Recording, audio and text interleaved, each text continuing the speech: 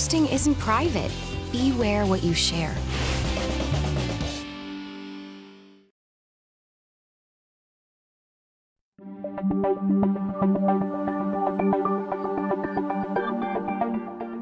In Fairfield County, something new comes across my desk every day. Crimes are committed, cases are solved, and a community is made safe by the hardworking employees of the Fairfield County Sheriff's Office.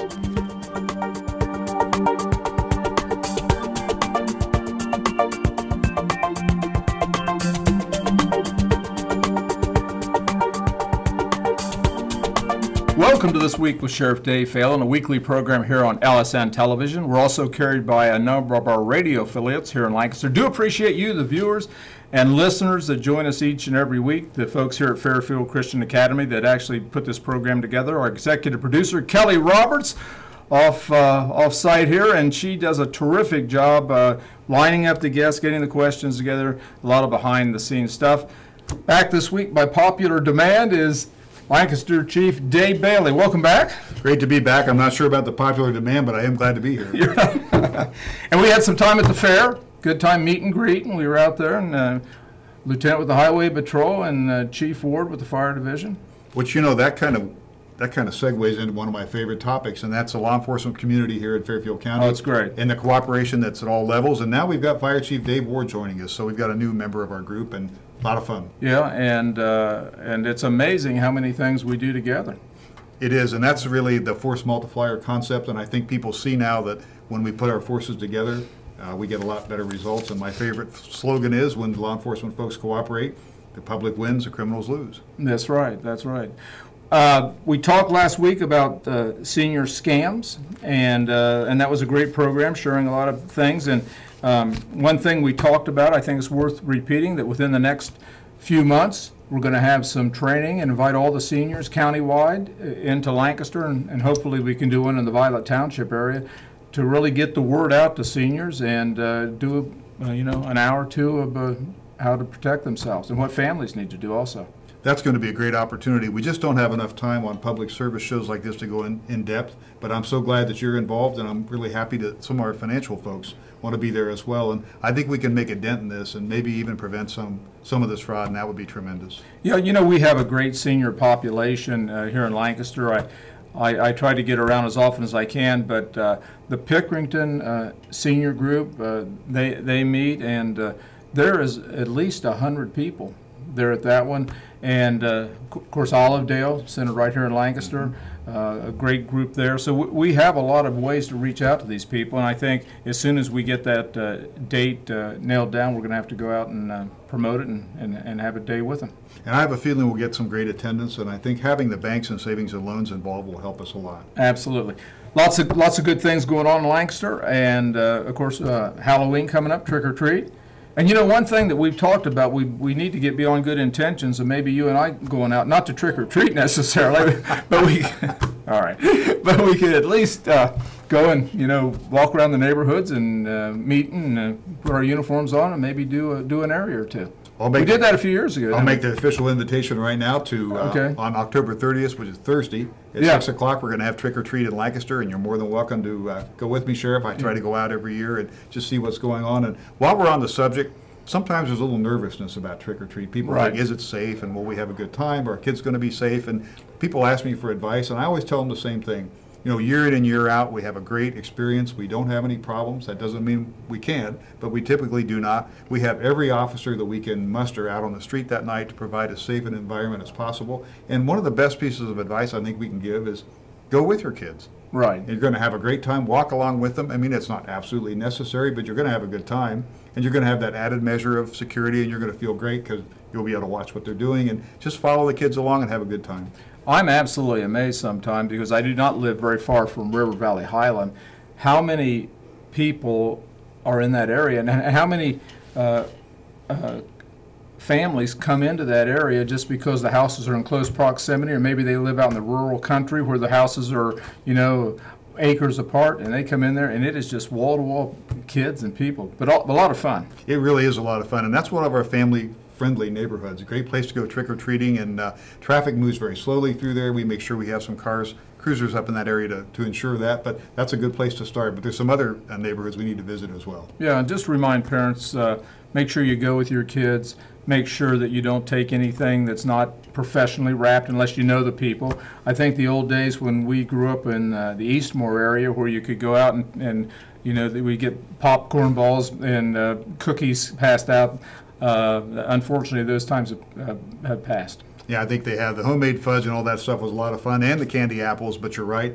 Anything that's commercially manufactured inside of a original package, that's a safe bet. Change subject, you're going to be changing the Lancaster police cruisers here soon, or you are in the process of doing that. We are in the process, Sheriff, and you know, for many years we had a white police car with the red, white, and blue markings. It was kind of a 1980s sort of thing, maybe a carryover from the bicentennial. And then we went to the black and white cars, and I really like those. They're old school. I like the look of them. But as time went on, we found that that black and white marking scheme adds $1,500 to the price of every cruiser. And in addition, if you have any body damage, if somebody hits the car or somehow it's damaged, it can add up to $500 to every repair by putting that vinyl back on. Now, most people don't know that's not paint. That's actually vinyl. That's vinyl stretched over the car to make that a two-tone car. Wow. But I'd love to keep them that way, but we find we can save taxpayer money simply by having a white car and then using the black letters over the top. And on our website right now, I should say our Facebook page, you can see an example of one of our new Caprices with that black lettering over white body marking. It's a good looking car. Not quite as stunning to me as the black and white, but it's going to work really well for us. Yeah, so what else is going on with the Lancaster Police Department? Well, you know, you always hate to say this, but I'll say it with my fingers crossed. I mean, it's happy news, but at the same time, I certainly don't want to jinx us. We're having a lot better year in terms of our incidence of crime here in 2014. We're well past the midpoint, but it has been a better year than some of the previous years. You know, you and I have talked about this a lot of times.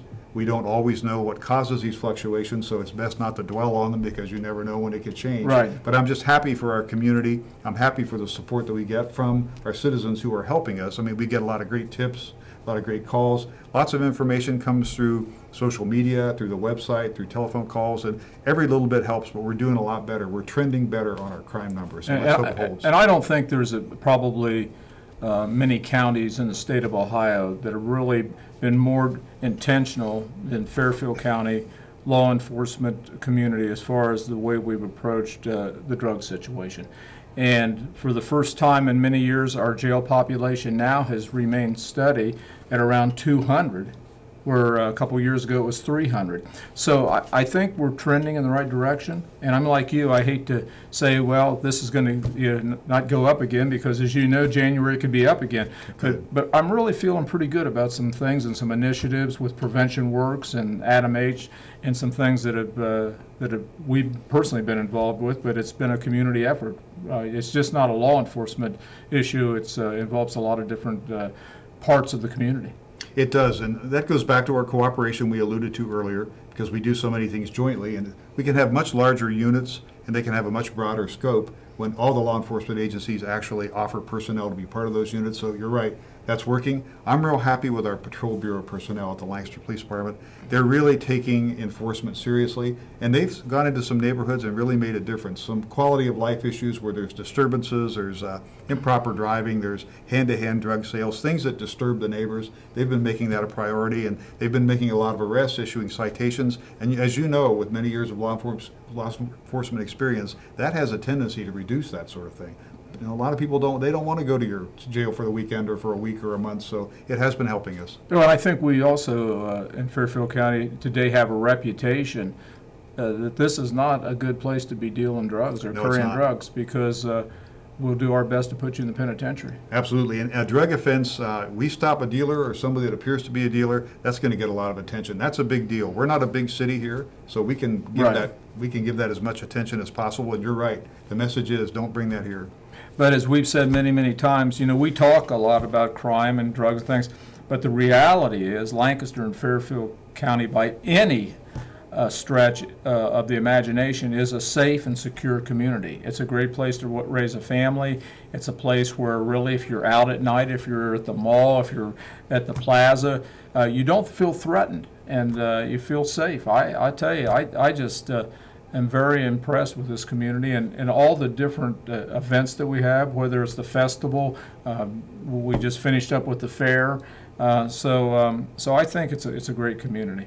It is, and there's really nothing at all wrong with accenting the positive. Of course, in our line of work, we have to deal with negative things, but you're right, it's a safe town. I think at one point in our history, we maybe became a little concerned that we were maybe the worst drug city in the country or the worst drug city in the state. Right. And we found through research and through our partners and the data that they have that no, we're not. We're much like everybody else. We do have a drug problem. Nobody denies that. But I don't think it's any worse than cities and counties our size. And I don't think anybody believes here in Lancaster that we have a bigger problem than Columbus. So I think we're doing well. You said it at the beginning of the program. We've directed our attention towards this. I think we're starting to get some results. Is the problem solved? No, it's not. But are we working in a positive direction to solving it with a wide range of partners? I think we are. We talked a few months ago about this, but you're in the process now of maybe going to have a motorcycle patrol. Yeah, very excited about this. Yeah, tell us about that. Well, it's come a few years too late for me. I don't think I'll be riding it, okay. But we do have a group of officers that are very excited about riding it. And let me tell you some exciting things about this.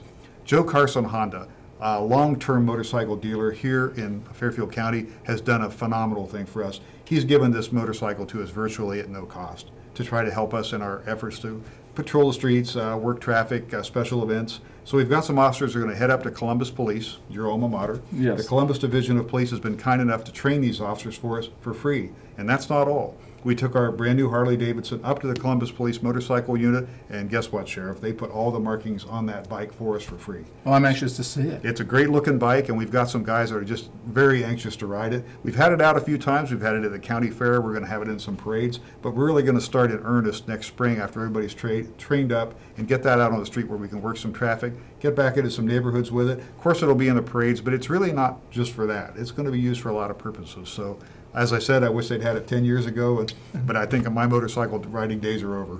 Well, I do too, and I often think that there's nowhere that you have to be more responsible than when you're riding a motorcycle as far as your driving habits. Well, if you take the law enforcement job in the first place, which isn't the safest job, then you add the motorcycle into it, and it does make me a little nervous. I just hope everything works out well, and I always worry about the safety of the officers. With us, Chief Dave Bailey today with Lancaster Police Department. Chief, we're coming up on the conclusion of the program. Before we go off, anything else you want to share before we go off the air? Well, right now we've got some busy things going on in the department. We're working on the police contract. We're talking with the unions. Okay. We're hoping for the best outcome there. We're working on the budget. And, of course, there's always concerns for government agencies about the budgets. But I do have something kind of happy to pass on that's for years and years and years. And when I say this, you're going to look at me and say, and that's what you wanted to tell us? We've had a problem with the roof on that old police building. It's leaked. I mean, we've had buckets and we've had leaks. We've had everything. We're getting that replaced. As we speak right now, that whole roof is being replaced, and I couldn't be happier. I just wanted to thank our mayor, our safety director, and our city council for making that happen. So sometime within the next few days, we're going to have a brand new roof. So you can take those buckets out of your office, right, huh? Off the desk and everything. It's not going to look like your summer camp cabin anymore that has all the leaks in the roof. It's going to be great.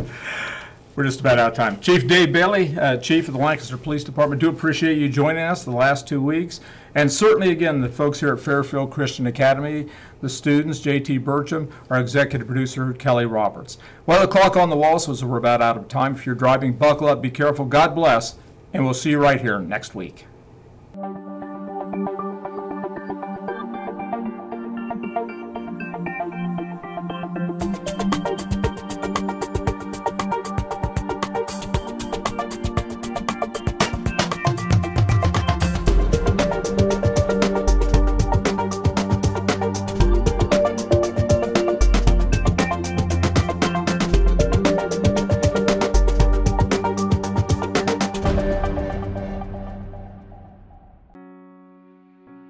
These waters were woven into the culture of Native American tribes. The descendants of the early Europeans built a business here based on agriculture. And today, this unique destination in the central Ohio countryside comes to life with stories and memories centuries old. The Fairfield County Historical Parks invites you to amazing Rock Mill. Above the falls of the Hocking River Gorge, here together, nature and man have created some truly American stories that you'll want to experience with the entire family. Visit us or learn more about Rock Mill and the largest wooden water wheel in the nation at historicalparks.org.